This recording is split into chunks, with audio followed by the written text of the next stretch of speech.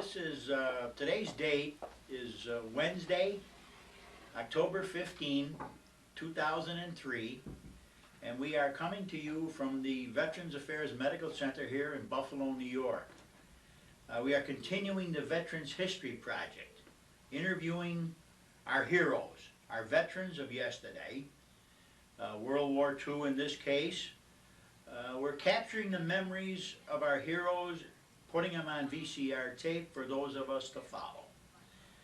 Honoring our veterans, showing them we care by giving their stories to all of those who will follow us as an example, if you will, of true heroism. And our special guest today, Mr. Arthur Dembik, World War II. I welcome you, Arthur, to our program. Thank you. All right, let's go back in time, if you will, back prior to your Army service, when you were a young man. Yeah. Living where, Art? Depends on what stage of the age. Let's say just be prior to service, just a few months before service. Well, I lived on Guilford Street. In Buffalo. That's off of Genesee. The east side of Buffalo. East side of Buffalo, yes. Living with mother, father? No, my wife. Living with your wife? Wife and son. You were a married man. Yes. Living with, and wow, and a family already created. Yeah. What age were we at this time? I was 26 then. 26 years old. And at that time, you were notified by Uncle Sam, or you enlisted, or what did you do? No, they drafted me. They drafted you? Yeah, and I had a particular job. I was a tool and die maker at Curtis Wright making airplanes for the war.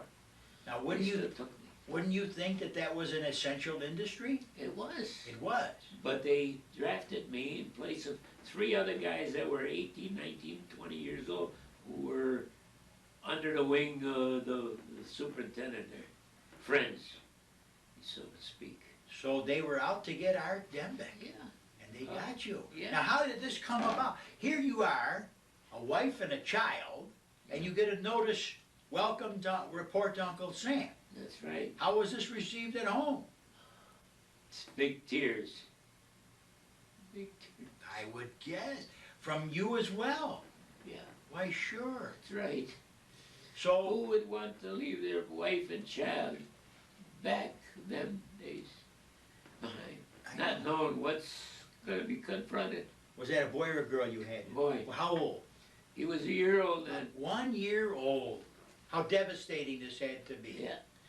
All right, Art, let's get on with this. But I served my country, so. That a boy. Let's get on with the sad duty then. Yeah. So we got this notice, and we all wept, and this was terrible, but we reported to active duty. We didn't shirk our duty. No, that's right. We report. Where did we go? We went to the Central Station, June 21st, 1944.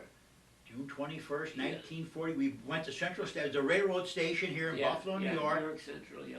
We got on a train. Yeah. Where did we go, Art? Camp, Fort Dix. Fort Dix, New Jersey. To get all our uniforms and paraphernalia.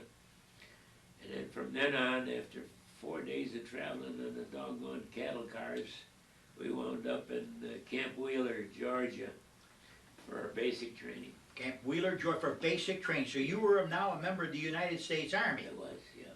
And they were going to train you in the infantry. Yes.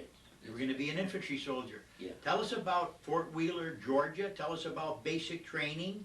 Tell us about anything that comes to mind. Well, basic training I did not mind because it toughened you up for what was to come. And there were days when we had forced marches. They woke us up 2 o'clock in the morning, and with all your gear, you went on a 4-mile forced march because they didn't want to do too much of that during the heat of the day, because this was in the summertime. Georgia is very hot in the day. So we managed to work through and toughen ourselves up.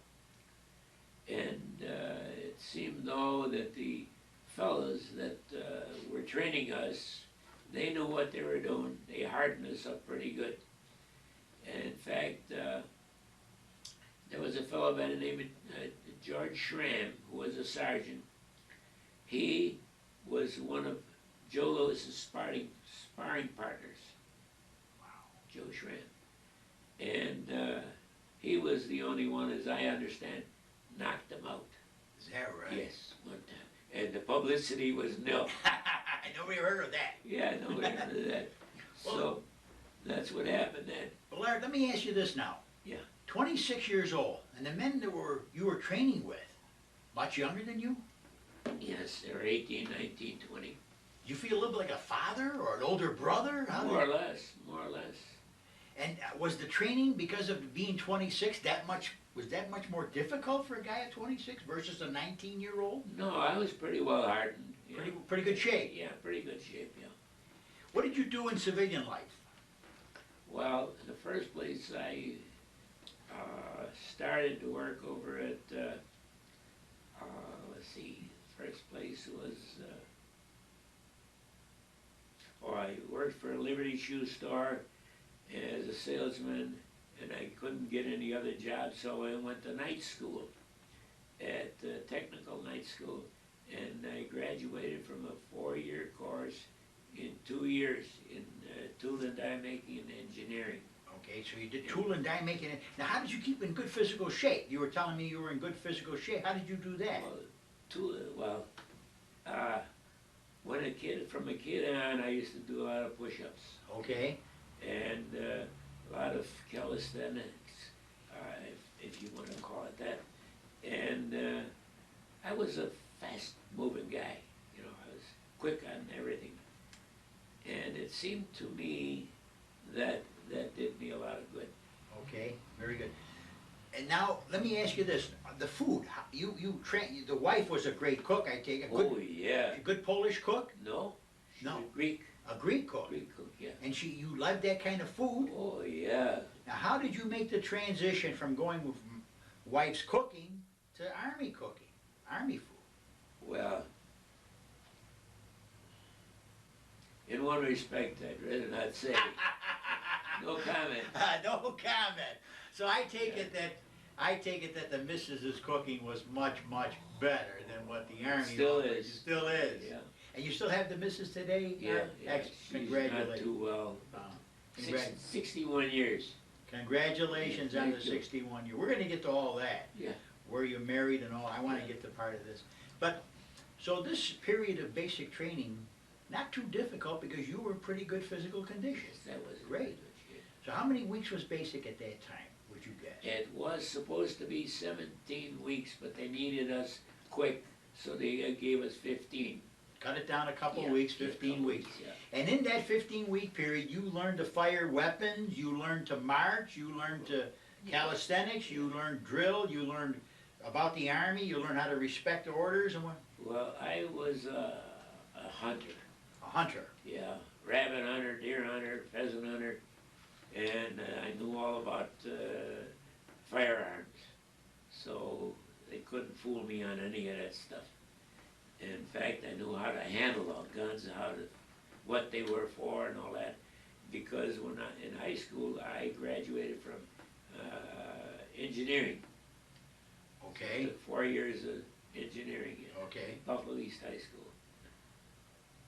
In fact, I graduated with, and I was with Lieutenant Colonel Matt Urban. So, The war hero, we've heard Yeah. much about Colonel yes, Matt Urban, yes, we've heard yes, about him. yes. Now, Art, this period basic training, Yeah.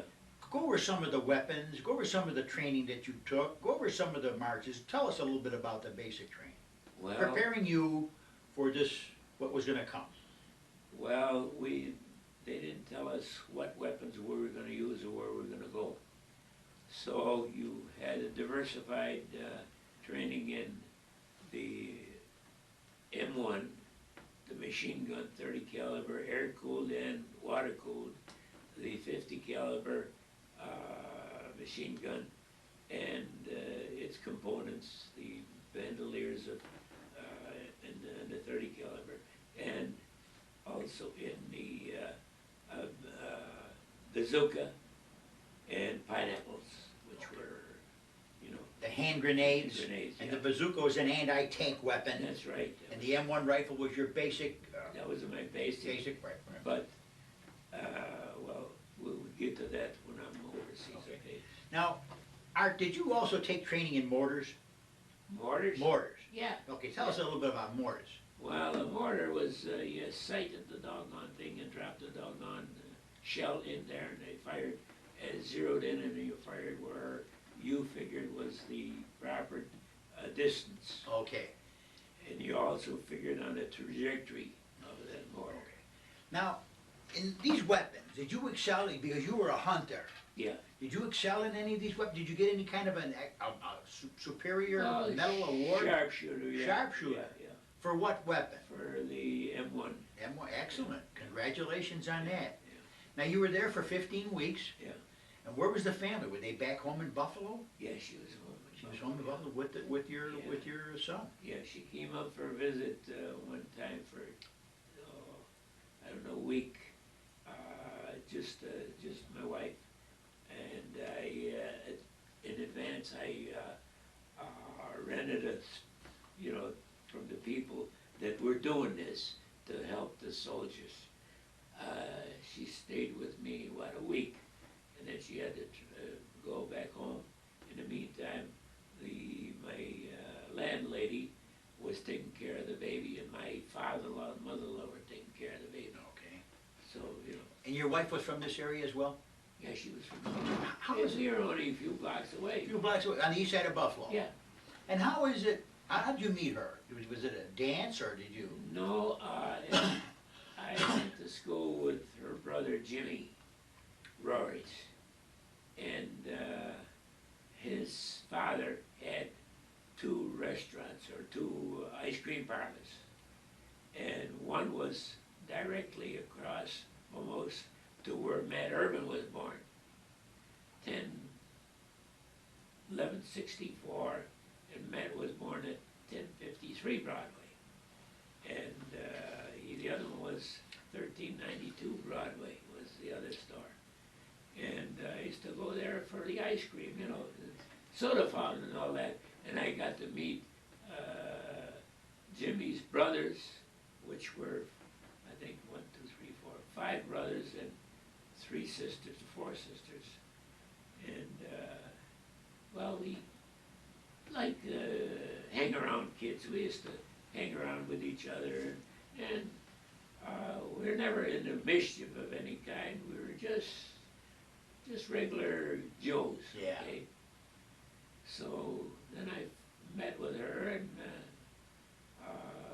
we got engaged, and we got married April 11th, 1942. Excellent. Yeah. And what church were you married at? I was married at St. Adalbert's. St. Adalbert. Yeah, she came to my religion. Excellent. She became a Roman Catholic with Right, you. that's correct. And is St. Adalbert still around today? Yeah, I don't know what's left of it, but Right. it's still, the building is still there. Still there. Yeah. And that was nice that we diverted from there. And after you were married for just a short time, the baby came along? Yeah. The baby came along. So, let's go back now. Let's go back to, we completed basic training then in Georgia. Yeah. And you said they were waiting for you with open arms overseas. They were chomping at the bit for you guys. Yeah, because the Air Force was pinned down. They couldn't do any flying because of the bad weather. I see. And when we got there, Well, before you get there, let's talk about how you got there. How did you get from Georgia to Germany or the continent? How did you? well, first of all, we got home on a delay en route. Oh, excellent. And I spent 5 days, I guess, at home, and then I had to report to Fort Dix. Yeah, wait a minute, Fort Dix. Yeah, I had to report to Fort Dix, and they gave us the transportation ticket and all that, and sent us on into Fort Dix. Okay. Now, Art, the missus with the child, Yeah. How did she manage dollar-wise? Were you so much money taken out of your pay? Yes, Did you I s- gave her an extra 10%, $10, I guess. And we were getting what, $30 a month? $30 a month. And you gave, out of that $30 a month, you gave her how much? $10. 10, but that was enough to care for a child, pay rent? She had to. And we, before I went into service, I managed to save some money. I wasn't the kind of guy to throw it away. So she had a little bit of a nest egg Yeah, there. we had a little start of it. Yeah. She was very meticulous about what she bought. I would guess. And then her father and mother were helping us. They were take helping care of you that. as well. My mother and father did as well too. So they take a man 26 years of age, Yeah. put you in the service, no extra money for a married man with a child. Yeah. You're paid the same $30 a month that they're paying this kid of 19. I got $10 extra. Oh, yes, because I of think that. that was, if I remember correctly. Well, Uncle Sam had a heart. $10 Yeah, more. they did it. Somebody did it. Well, that's great. So it was great. The mom and dad were helping the daughter, and you had a little money at home. Yeah. So you had this delay en route, and then you went to Fort Dix, New Jersey. Yeah. And then where'd you go from there, Art? From there to Camp Wheeler, Camp Wheeler, where's that? Virginia? Georgia, Georgia. in a hot country. Okay. And then from there? From there, we got a delay en route to go to home and report to the central terminal. It took us to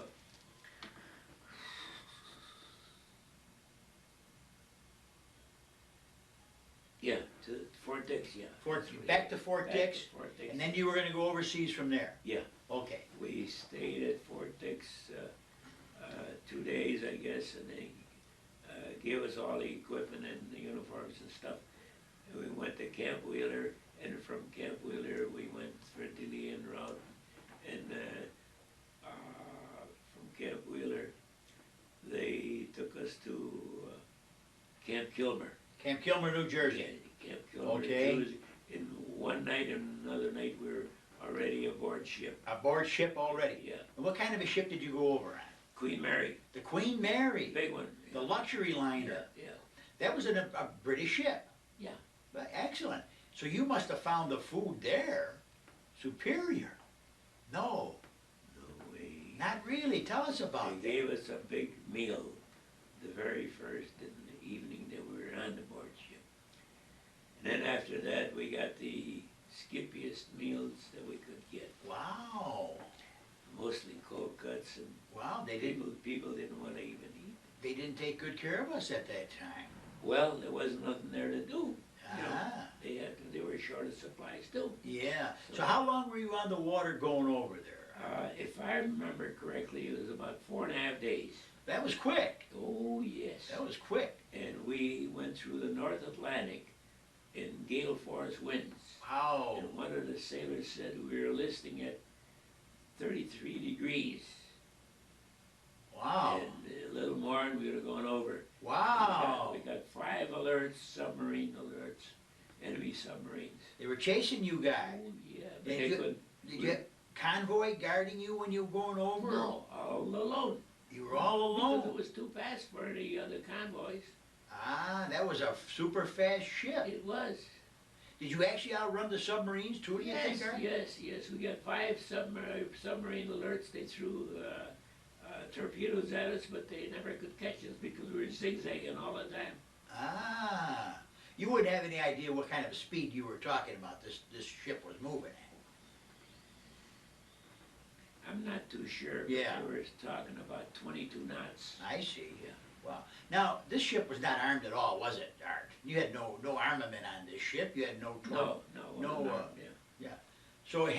So fortunately, you were able to outrun the German submarines that were trying. How about aircraft? Any aircraft worries or? We didn't encounter any aircraft. Fortunately. No. Now tell us a little bit about aboard ship. What was it like aboard ship? Well, most of the guys were not very well as far as on water, and they got seasick, okay? And some of them didn't eat for 4 days. Really sick. Yeah. Really sick. Yeah. And you couldn't help it, it's all over the place, all over the deck. And after that,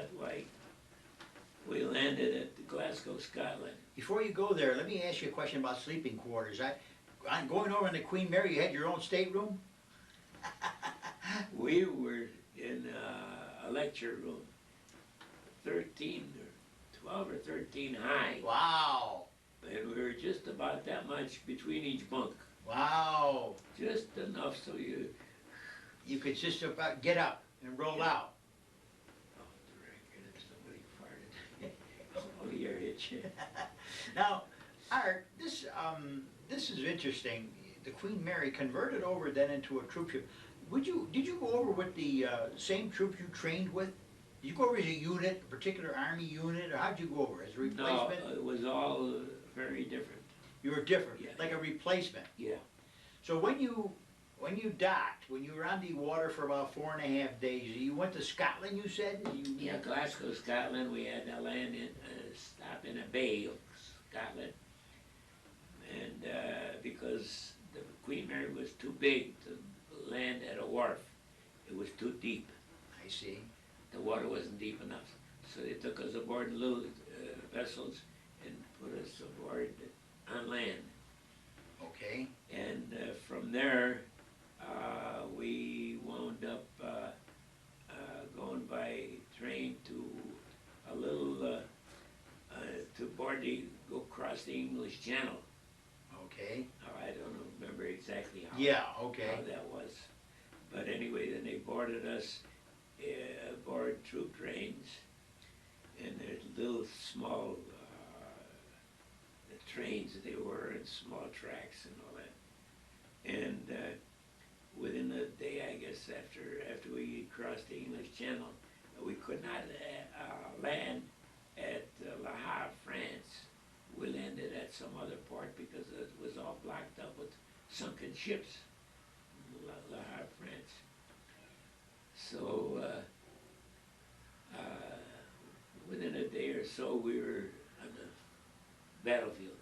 Within a day. Within a day or so. Now, what battle were you? What was the big battle, or the battle that you recall that you joined? Battle of the Bulge. Battle of the Bulge. Now, Yes. Art, you have a lot to tell us about the Battle of the Bulge. I don't know where you want to start. I'm going to turn it over to you. I'd like for you to give us some kind of a chronological layout of this thing, just what the Battle of the Bulge was all about, how it was fought, what you did. Tell us from your own perspective. Well, I do hope that my memory can serve me well enough to tell you that. Because last few years I've been a little bit shaky on my memory. And when we got picked up by trucks to bring us to the front lines, I don't know, it was about maybe 30 guys in the truck, like sardines. And, well, prior to that, as soon as we got on land, they gave me a machine gun.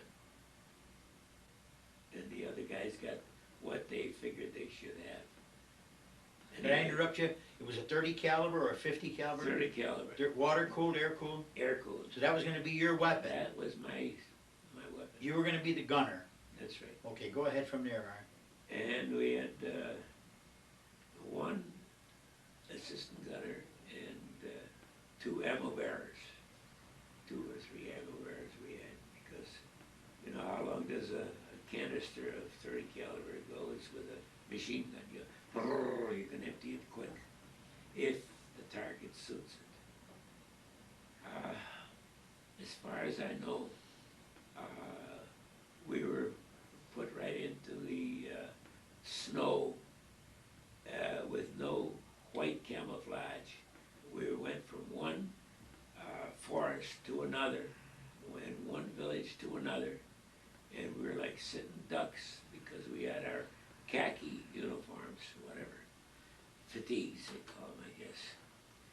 And I don't recall who was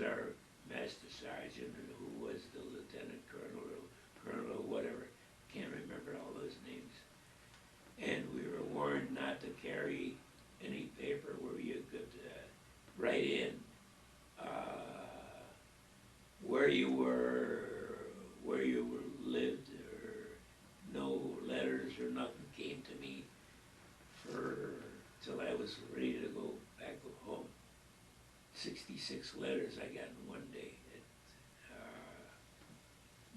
Southampton, England.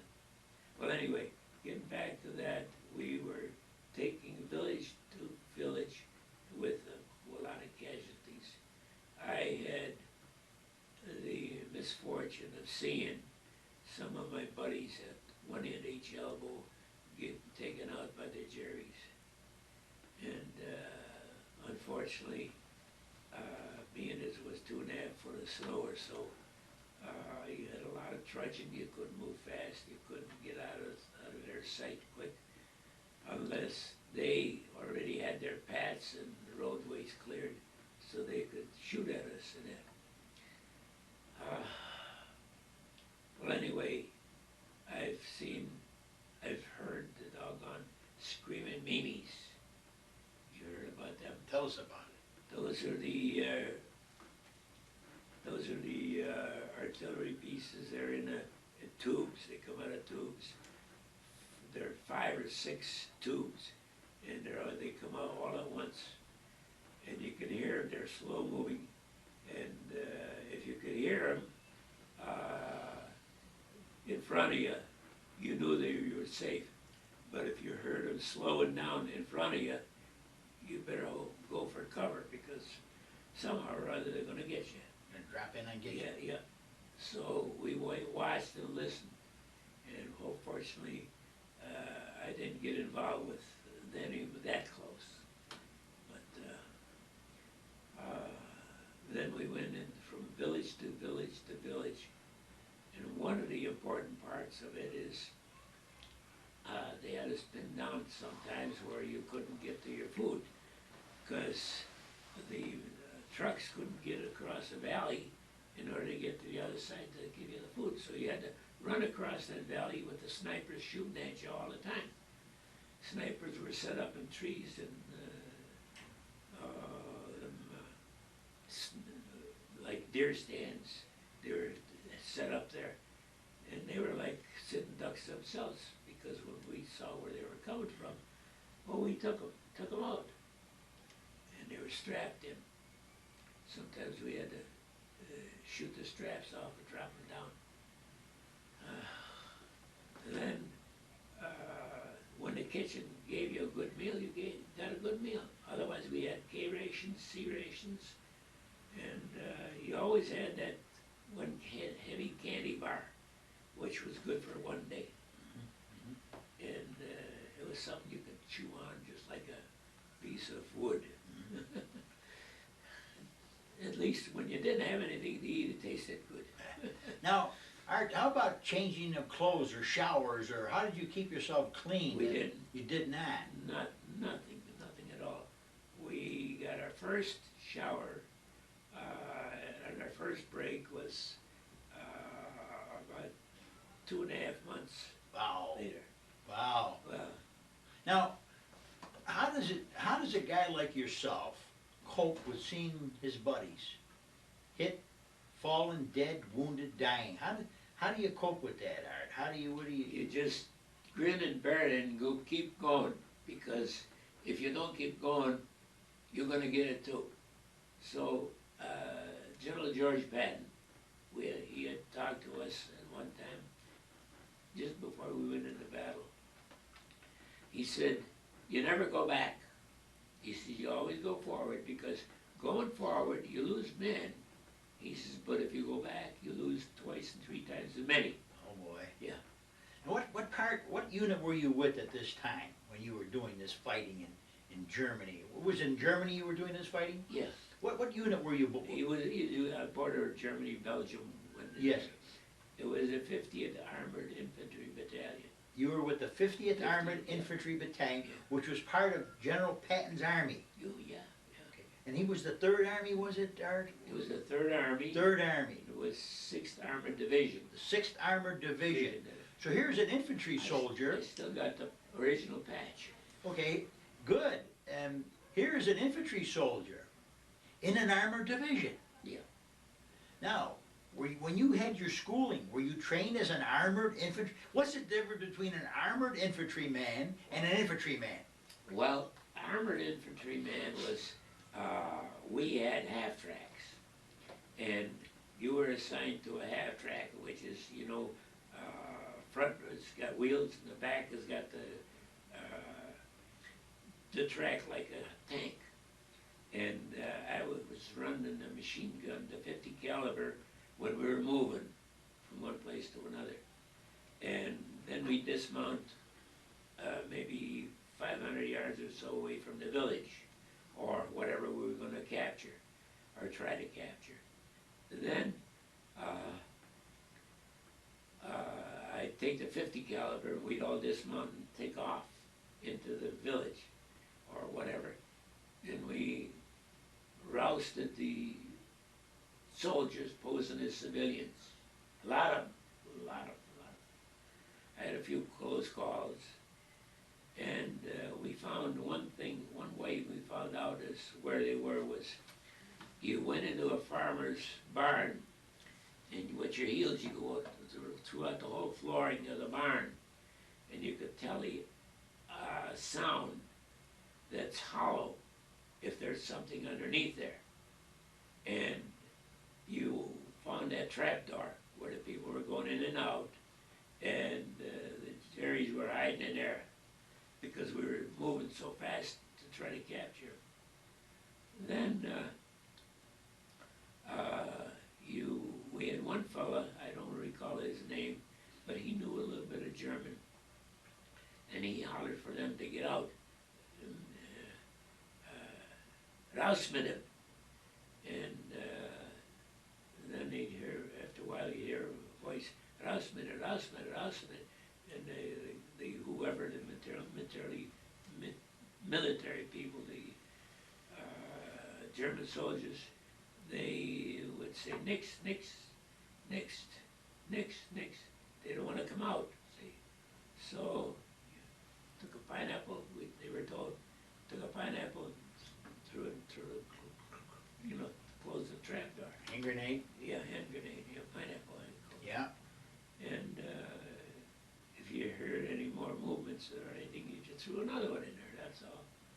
And sometimes a couple of them came out, you know, and one particular was an officer. He still had his officer uniform on.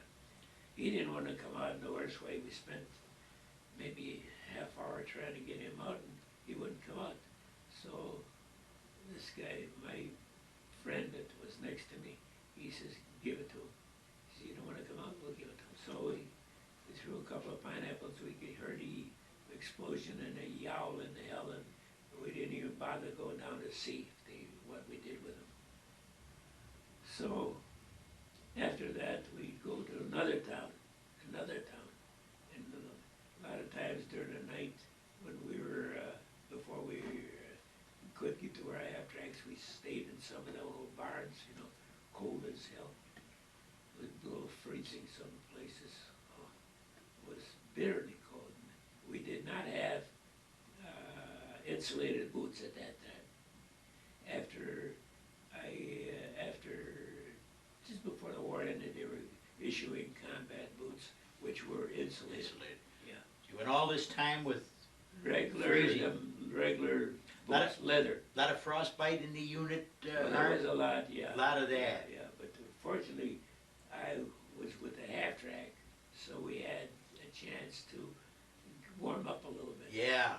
But sitting on a cold steel seat in that kind of weather, Cold. oh, Cold. your rump really got cold. So, well, anyway, I had one incident where the guys searched this civilian. They were going to take him to the headquarters men and for interviews, and he came at me with a big knife, and one of our guys hollered, "Look out!" And I quick turned around just fast enough so I hit the ground, and he lunged right, he almost got me. And one of the guys over there gave him the butt of to the chin, knocked him out. Fortunately, that I didn't get that knife in my back. Yes, He was, I don't know whether he was a civilian or was a regular military man in civilian clothes. You couldn't know who was who. Fortunately for you, he never got to you. Yeah. Now, Frank, you as a machine gunner, a 30 caliber, you said. Yeah. When you used this machine gun, employed this, was this, you were going to use it against people, soldiers, enemy soldiers, Enemy soldiers, yes. and their equipment or their tracks? Yeah, or their you knew who they were sometimes. Other times they were dressed in civilian Yeah. clothes. You just captured them and Yeah. sent them back to the headquarters company for interrogation. So very often you flipped up that eyesight and you let that gun go and you got yourself a bunch of them, didn't you? Well, yeah, we got quite a few of them. I kind of hesitate to elaborate on how many I got or how I got them and all that, because it gets to me up to a point, because once in a while during the night it comes to my mind and I wake up in bed almost hollering and screaming. Well, I certainly don't want you to go any place you don't want to go, Art. If you're comfortable, that's fine. If you're not, that's okay. You can let it go.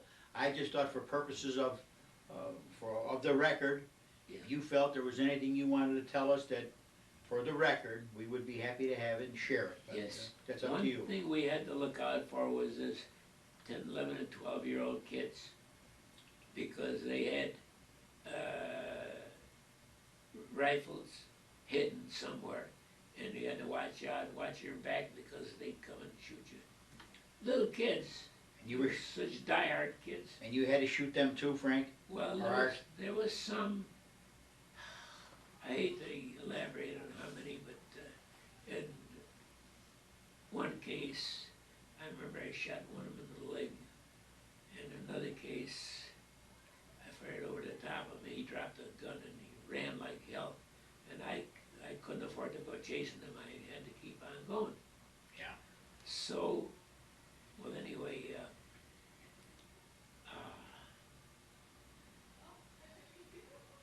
we went into this one village in particular. This I'll never forget. I was in this one village. We got into the village, or almost got into the village, where we were getting a sniper attack, and we had to be careful, because you didn't know who was going to get it, because he was on the basis of yes and no. Okay, so when we got in, me and another fellow, I don't recall his name, but anyway, we got into this one house, and we went up to the second floor, and we were kind of surmising where that shooting was, where that sniper was. Lo and behold, you know what a garbage can is, and the cover from a garbage can raises up. This was camouflaged with dirt and leaves and stuff, and it would open up so far, and he was in like a culvert, and he was picking us off. Oh, he picked off a lot of guys. Ah. So we watched with a pair of field glasses, me and this fella. I remember, I shouldn't say it because I shouldn't, it's not, I can't remember exactly his name. But anyway, we saw it. We saw that thing rise, and we heard the burp, and we waited for a little bit, and then we saw it rise again, that cover, and we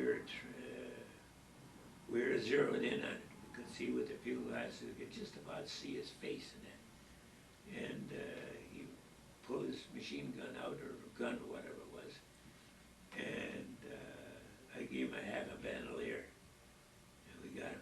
You got him. Yeah, we got him. Congratulations. Now, Art, a machine gunner on a 30 caliber air-cooled, do you have anybody assisting you that is helping you? Well, yeah. Load it? Assistant gunner. No, you load it yourself. You load because yourself. The bandoliers were wrapped around my neck. And Okay, you had all this around here. Yeah. So you were alone on this weapon, pretty much. No, we're alongside of each other, back of each other. Yeah, but I mean, you had no assistant gunner on this. Yeah, we did. Well, you did have an assistant. Yeah, assistant gunner. If anything happened to me, he took over. Okay, so what was he doing while you were shooting this thing? Was he assisting you in any way? Yeah, he was getting the box of ammo. Getting the ammo? And he carried a lot of that. He carried the ammo for you too. The boxes, the green boxes, Yeah, 250 rounds, I guess. Was you go through that just like that, don't yeah, you? yeah. Yeah, Well, we watched what we had to do. We didn't just waste it. yeah, you fired in burst, did you, Art? Yeah, Burst? yeah, yeah. And also effective against vehicles, that 30 caliber? Well, yeah, it depends on where you could get them. You couldn't do nothing with a tank because the tank's all armored. Yeah, Yeah. but a truck or, yes, okay. So, what did you guys do? Now here, Art, this has gotta be a terrible thing. You're seeing your buddies killed, wounded. You're seeing your buddies go down. Fortunately, you didn't get wounded or nicked or whatever, but what do you do how do you live with this? I mean, did you guys play tricks on one another? Did you have fun times? Did you laugh and joke? No, What did you never. do? We just kept on going like George Patton says. George Patton said, you gotta keep going forward, and you don't stop. And at one time, well, several times we had to stop because we didn't have the supplies. We went so fast. Went so fast. Yeah. Now, how about when you were here in Germany and fighting this battle? Did you guys take time to drink some booze? Did you take time to Well, have a good time at all? Or? no, we didn't have any good times. We had little rest periods at times. The only thing is, I remember one case where one of the guys got into the winery. Some German officer probably had his winery in the basement of his house, and they got into that and they brought out a few bottles. We each had a slug, but we didn't dare get drunk. Too much at risk. Uh-huh. So then some guy in some village, he got into a bank where he forced the banker to open up the vault, and we got a lot of souvenirs. And lo and behold, I found out that souvenirs were worth money, Oh. and if we went to France, we could exchange it. Ah. 500 marks. Like what type of souvenirs were you talking about? Money. Money. Money, yeah. So this money was, you could use this money to buy your goods when you got to France or whatever. Yeah, whatever, yeah. It was good. I found out it was good. Yeah. In fact, at home I got a couple of, I don't know if I have or my son has, 2.5 million marks. Million marks. Yeah. Wow. Yeah, it's because it's kind of brown stuff. Yeah. Beige. Now what was your rank at the time you were I was a private. private? Yeah. And all through these battles, all through this village to village, doing your thing with this 50th Armored, still a private. Still a private. So a machine gunner doesn't call for much more than being a private. I don't know the statute, how they were. Okay. How they Okay. categorize. And many of those friends that you had, that you trained with and that you fought with, those guys that fought right alongside you, do you remember any of those guys today? Do you see any of those guys? Do you correspond with any of those guys at all? I did with a sergeant who stepped on a landmine, and he was supposed to go back to the States for a 30-day delay or furlough rather. And the day before he was supposed to go, he stepped on a landmine and took his foot, part of his leg. And that's where I got my shrapnel, because I was not too far away from him. And the medic at that time, I hollered for a medic, and he come over and he took the shrouds of steel out of whatever he could see. He gave me bandages and just kept on going, fighting. We were fighting men. Fighting men. Yeah, we were fighting men. Fighting men. Now you took shrapnel. Yeah. Now was that from a mortar, from a artillery piece? No, a landmine. A landmine. Sergeant stepped on a landmine. So you caught part of that shrapnel from this mine. I caught part of it, and a couple other guys got it too. Now, for that, you were awarded the Purple Heart? I never got a Purple You Heart. never got it. It was never recorded, so to speak. Can't understand it. It was never recorded. Because they had to tend to the worst guys that were hurt. And we were thin on medical men. We didn't have too many. So here you are, wounded in action, never received the Purple Heart, never received the recognition. And you just had somebody take care, and you kept fighting, That's right. wounded as you were. Yeah. How long were we fighting in Germany and in Belgium and France? How long were you doing this? I went there in December, and if I remember correctly, the war ended around Frankfurt, Germany. Frankfurt, yeah, in May. Mhm. And we at one time we were advancing quite fast, and they couldn't spare the half tracks because there was more armor to the tanks. And we hopped aboard the tanks. 5 of us, or four or five of us, were hanging on to the handles of the tank, and we were advancing for another village because it was pretty well fortified. And I happened to get knocked off a tank with 4 other guys. I fell on my back with my back on a machine gun. Fortunately, I did not get my leg into the track of that tank, and otherwise I wouldn't be here. And then I picked myself up, and we just hopped aboard the tank again, because what happened was he went under a heavy limb. He should have gone high on the ridge. He didn't. He went low on the ridge, and he knocked all 5 of us off of it. Wow. So you got hit as if this tank was going under this, you got hit with this limb, is that it? Yeah, 5 of us got Wiped you right off the, right off the It vehicle? was like a bunch of flies. Well, anyway, I didn't care about that, but anyway, that was toward the end of the war, where then I couldn't, I was hurt so bad with my back, and I called for the medical man, corpsman, and I told him, I said, geez, I can hardly carry this machine gun, it's so doggone heavy. And I just hurt my back, and I was listening to one side. He said, let me take a look. And he looked at it, he said, holy cripes, he says, you're gonna go to the hospital. We're gonna send you to the hospital, see what's wrong with you. So prior to that, we had, about 2.5 months into that, we had showers. We had a 2 days rest. And one time, we were supposed to have 2 days rest again, and I had to go because I had a machine gun, and the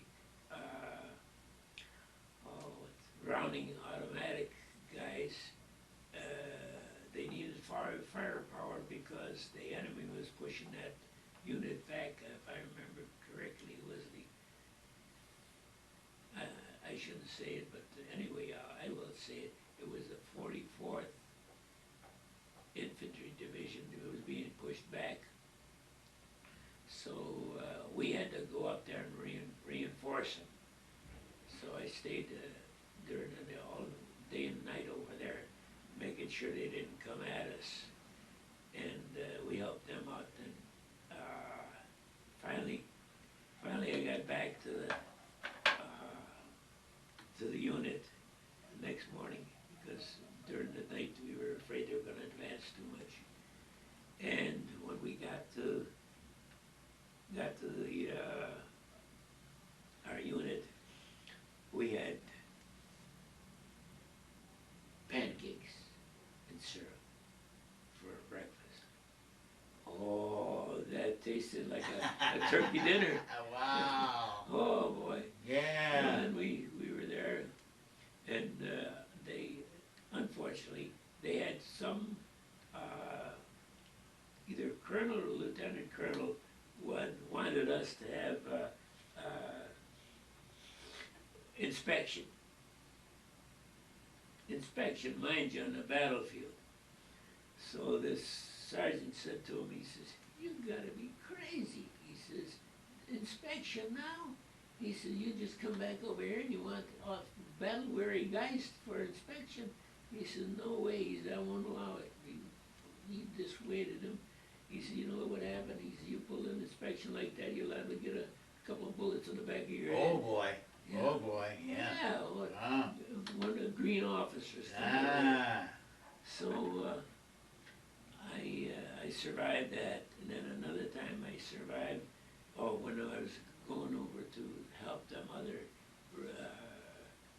unit, and we were taken back to our unit, and we had to go through some roads there, and the Jerry's had not pinpointed, you know, so that when we'd be going to a certain time, they had us pinpointed so that they'd start shooting.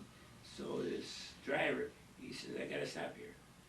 And we were wondering why. No sooner than we stopped, maybe 100 yards away from us, the Jerry was shooting at anticipating our Jeep would carry into it.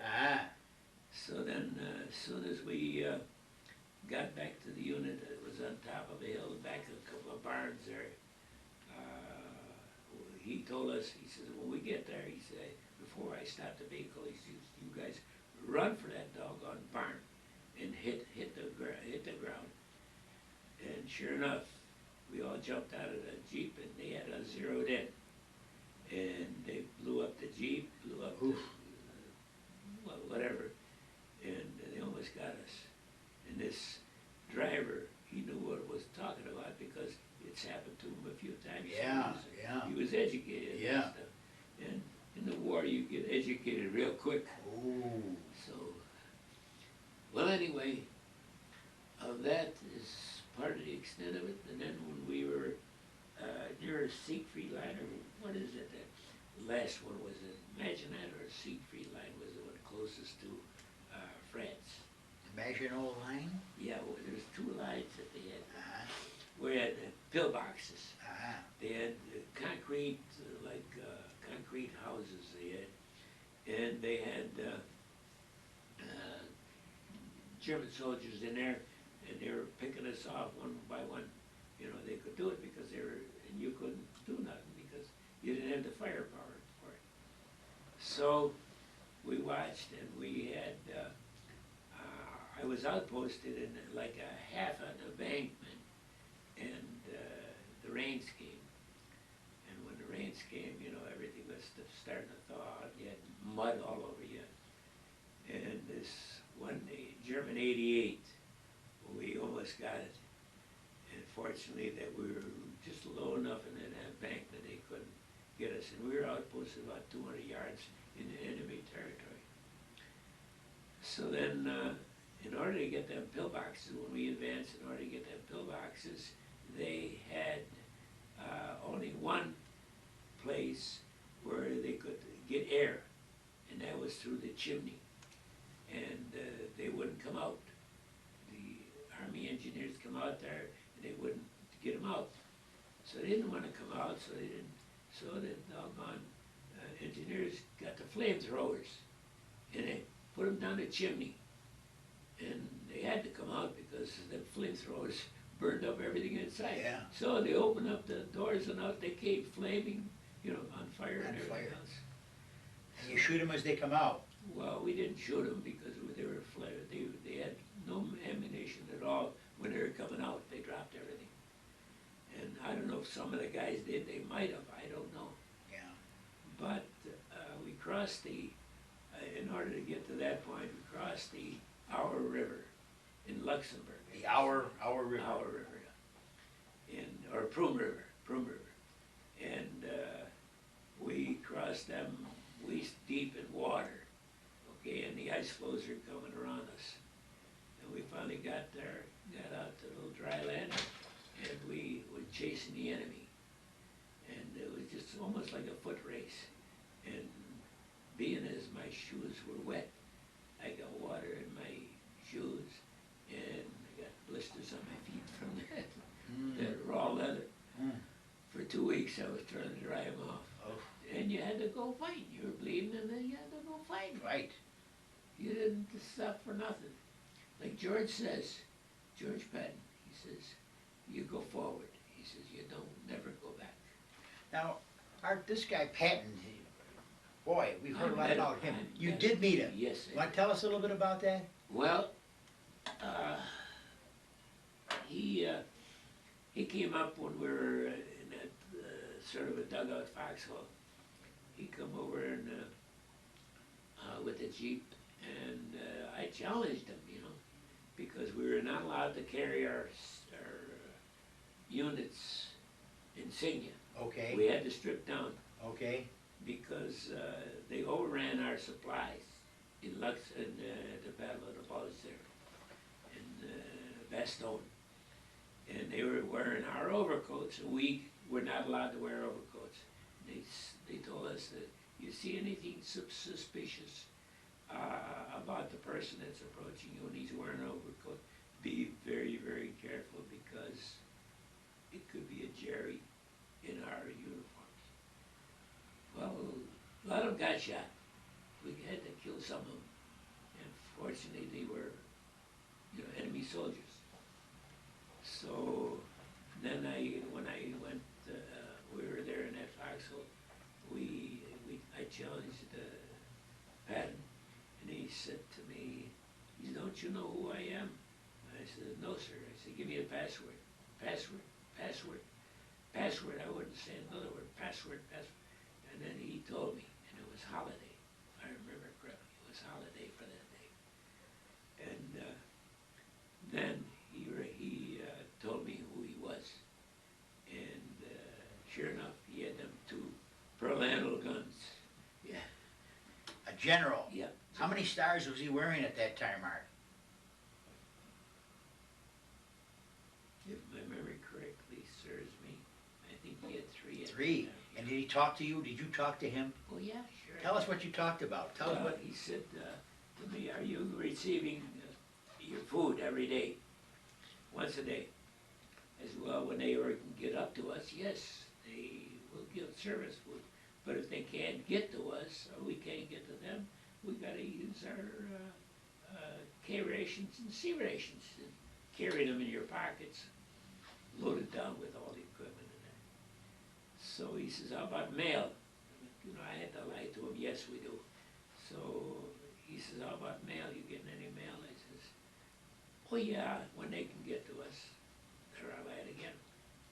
So he's got clean socks. I said, "No, but they're dry." And I showed him a couple of pairs that I had in my pockets.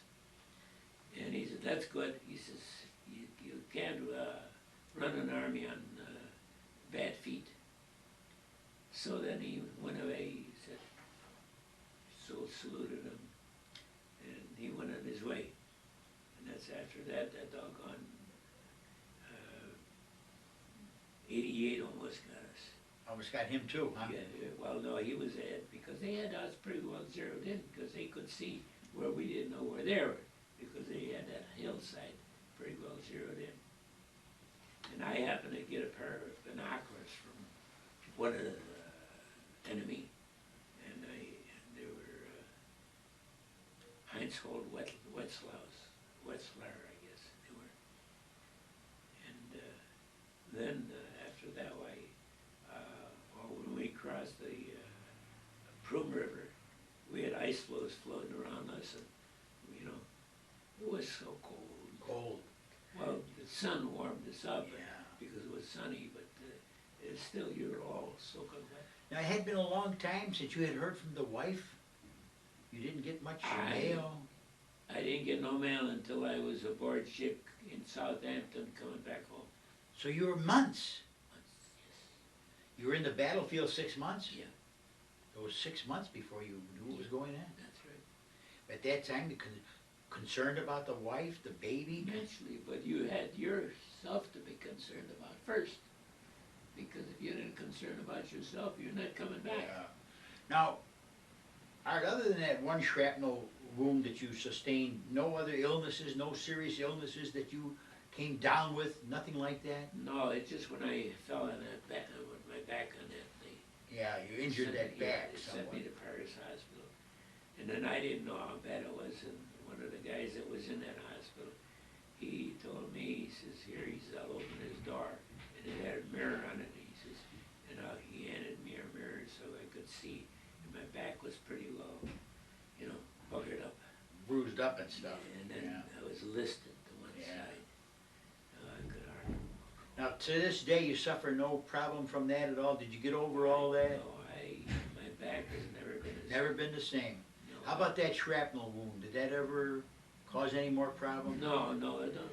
A lot of it is gone because it healed up so good. Healed good, Yeah, yeah. it's pretty well shot. Yeah. But I still can't get my Purple Heart. Okay. Have you applied for it, Art? So many times. So many times. You know, when we got out of the service, we didn't want to just talk about it. Yes. Anyway, we just Yeah. wanted to get on with our lives. Yes. Well, prior to that, let me say this. I was put aboard from Paris Hospital. They did what they could for me and then shipped us back to Southampton and put us aboard ship. And I got mailed 66 letters. Wow. One bunch. One bunch. Yeah. And, Wow. And then it was, I had to read the latest postmark. Yeah. To try to keep up The that way. first postmarked ones, you know, so that you could get them in category Yeah. order. Well, anyway, I found out that at the time that I went home for a delay en route, my wife became pregnant from them letters. Wow. So this is how you found out. Was this going to be the second child? Art, second child. Was it a boy or a girl? Girl. Girl. Oh. Had I known it, I would have never touched her. Yeah. But we're so happy together. You know what it means. Well, anyway, Southampton, prior to that, let's see. Oh, I stayed in Paris Hospital for, I guess, 4 or 5 days. I got to see the Champs-Élysées, the Arc de Triomphe, and the Notre Dame from the, because we didn't get that much time on passes. And we saw a lot of, that was what was known at that time was Rainbow Corners. Rainbow That Corners. area, yeah. And that, it was Porte de Clichy was the place. In fact, I got a couple of postcards that I bought over there. I got them at home somewhere. And from then, from the Southampton, we were aboard a convoy ship. Let's see, Santa Maria. Yeah, I think it was Santa Maria was I the name see. of the ship. American ship? Yeah, American American. ship, one of them Liberty ships. Liberty ship. And 10 days, at one time the fantail, there was no water under fantail, we almost went down. Wow. Knocked all those out of the Wow, boats. they really lifted it right up out of the water there, huh? Yeah, the bow went way up. Wow. And down, Wow. and there was nothing underneath, Oof.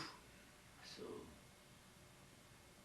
And you went from there to the States. You yeah, came to the they States. took us to Now, Fort Devens. okay, Fort Devon. Now, before we go there, what medals, what decorations, what awards did you receive as a result of your service in Europe? I never got any medals in Europe, but I did when what's his name, the Congressman, Tom Reynolds, applied for whatever it was, because they claimed temporary records, nothing, burned out in St. Louis, which Matt Urban's records were burned too over there, and they have no records of any of that stuff. But you did receive some medals. I did receive some medals. Do you have any recall, Art, as to what you did receive? I recall the Bronze Star medal with my name on the back of it, written in. Congratulations on a Bronze Star. Yeah, and to the European ribbon Okay. with 2 bronze stars on it, which I should have had at least 4, Mm-hmm. because we went through the Rhine. 4 campaigns, Yeah, huh? 4 campaigns. And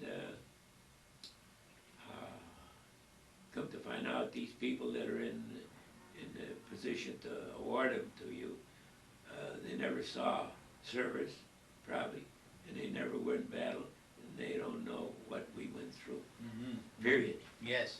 big period. But the Bronze Star medal speaks very well, Art, for what you've And done for your country. I got the Good Conduct Medal, and I got. Congratulations. And I got from Mary Lou Rath, you know her. Yes. You've heard of her. She Congressman, Yeah, Congresswoman, yeah, she presented me with the New York State, Conspicuous Service Star. yeah, So you got the Conspicuous Service Star from New Yeah. York State. yeah. Congratulations.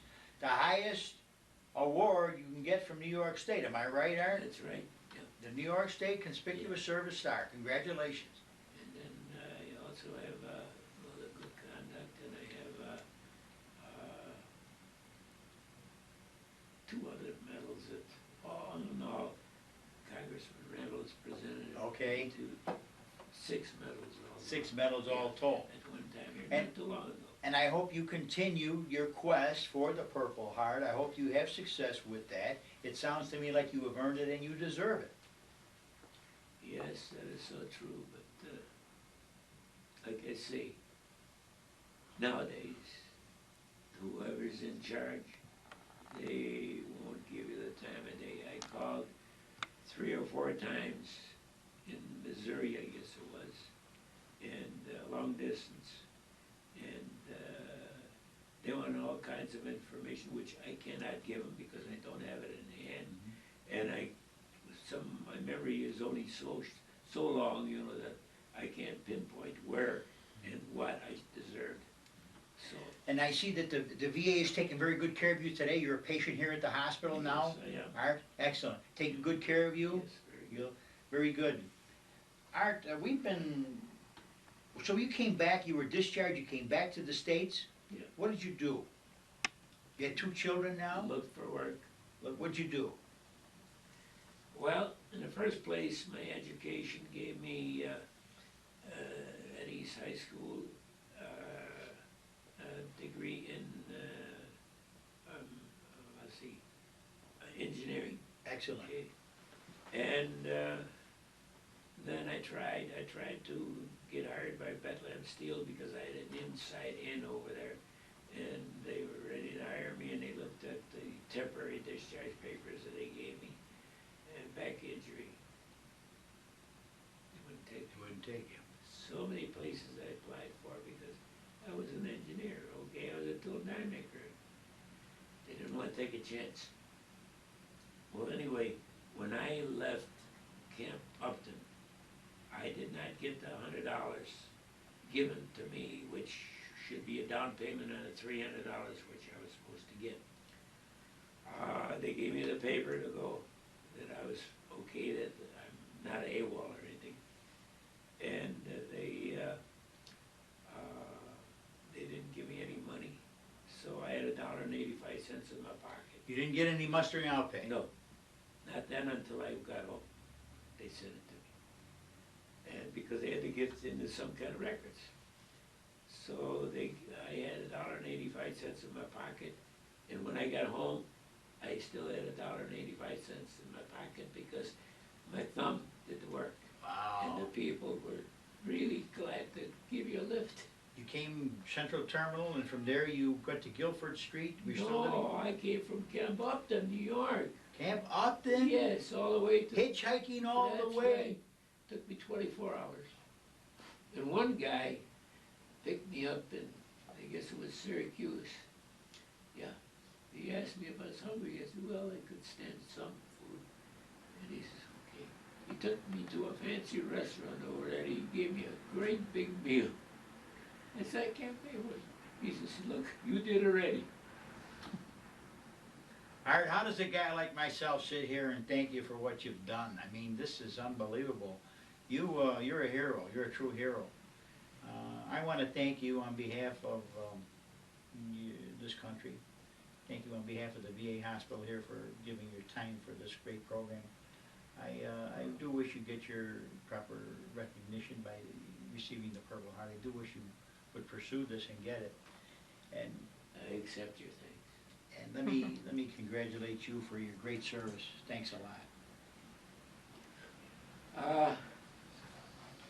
One thing I gotta say is that I was brought up a Catholic, okay? And battles, I carried a rosary. And I said that rosary very often when I got a chance. And I still got that at home. God love you. I only wish that the people that are involved in doling out medals and stuff that the soldiers really deserve, be congenial to them and listen to their appeals and make sure that they get what's due to them. Amen. So, well, anyway, when I came back, I finally got located with several companies. First one, then the other, then another. They only had room for me so much time. And I finally got located with Bell Aircraft, and I built the framework where they could manufacture the wing for the U-2 plane. You did the tool and die making Yes, for that. for that plane. It's 120 feet long, the wingspan. Wow. And I use what they call a collimator, which is a surveyor's instrument. It's similar, but they're not as sophisticated as a collimator. Collimator gets within 2,500. You got holes drilled in your fabricated supports, and you got to line them up through the crosshairs in there within 2,500, 120 feet. Those tolerances. Yes, sir. So I worked there.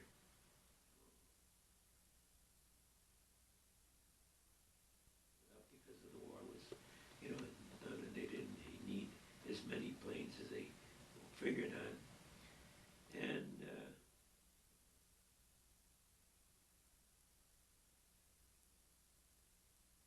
Precision Industries, these sub-plant was developing electronics. I don't know if you ever heard of them. I've seen them, yes. Yeah.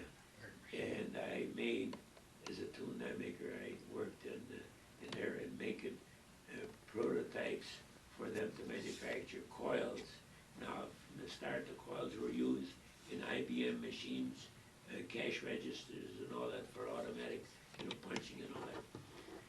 And those were the type that the coil is, well, some of the coils, this